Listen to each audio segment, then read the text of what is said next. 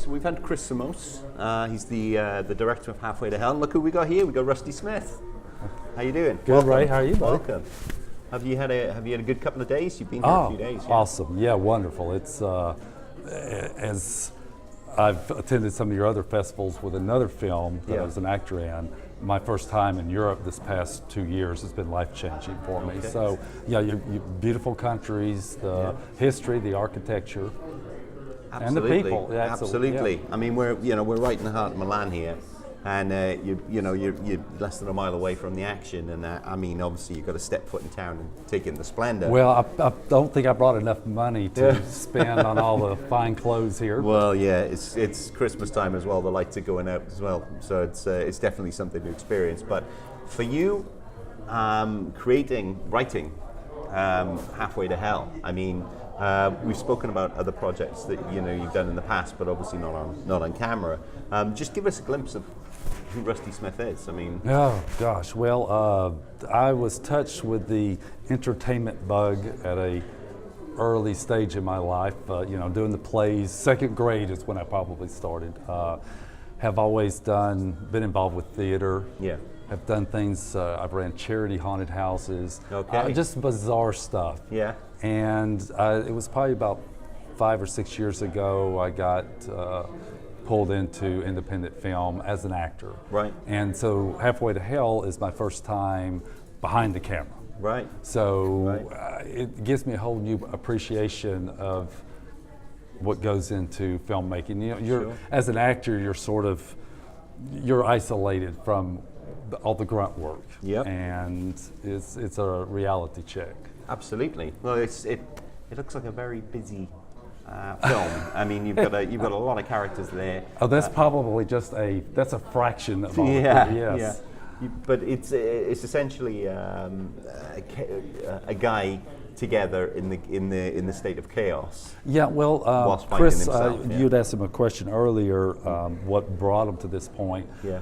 My idea on this was that it was a mutation of Alzheimer's. Okay. And I thought, what if a world of Alzheimer's, it affected people of all ages? Yeah. And how would that affect the person that runs the power plant or the police department? Sure. And with Alzheimer's you have different levels, so you might have long-term memory, you might have short-term memory, or something in between, or might not be affected at all. So how would that affect society? And one of the characters actually, he mentions about working for the CDC and how this thing mutated what was once thought only affected old people, touching everyone.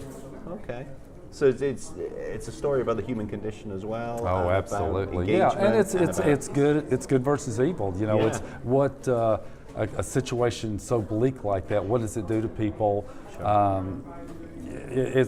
I tried to make it as realistic as possible. Sure. And you've got people that rise up to the occasion and people that take advantage of the situation. Absolutely. Well, it certainly looks like a busy film, and you're going to have a good number in there, I'm sure, on the Friday, because you've got plenty of time to get your entourage together and work it up. Absolutely. But obviously you're here in Milan, and there's a lot of talent here. There's a tremendous amount of talent. There is.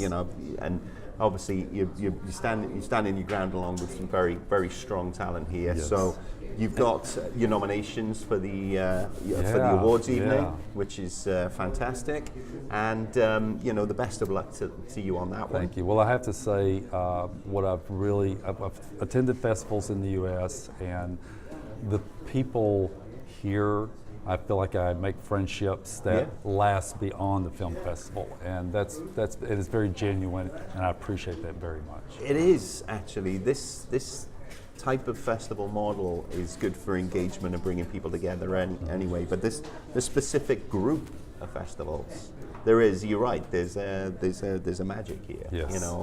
People tend to find people here, and they end up creating great things with each other. And I've worked the festival circuit for a long time, and I've worked the market circuit for a long time, and the relationships that I've seen form here quite inspiring, actually. You know, the writing, the collaboration, the filmmakers, even people that have gone on to do music videos. You know, there are real, genuine bonds that are formed here, and of course, that's down to the organization as well. Oh, that's sure. down to the Absolutely. people that care about putting these things together.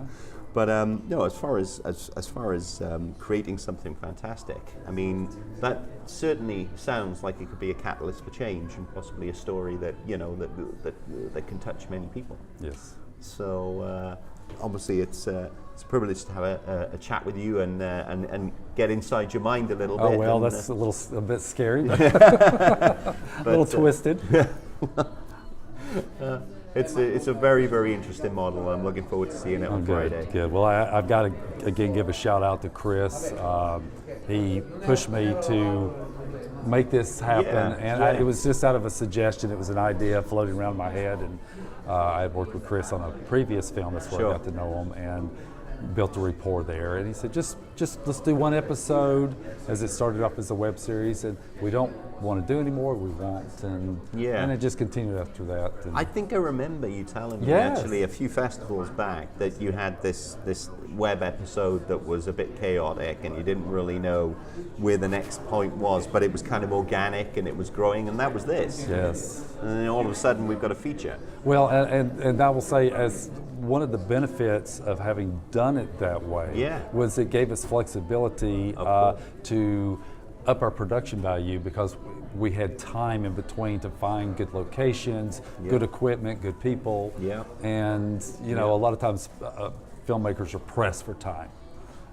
But also, because if you're planning on the increment side of it, the website, the web episode side of it, you've chaptered your schedule for edit where sequencing start and stop.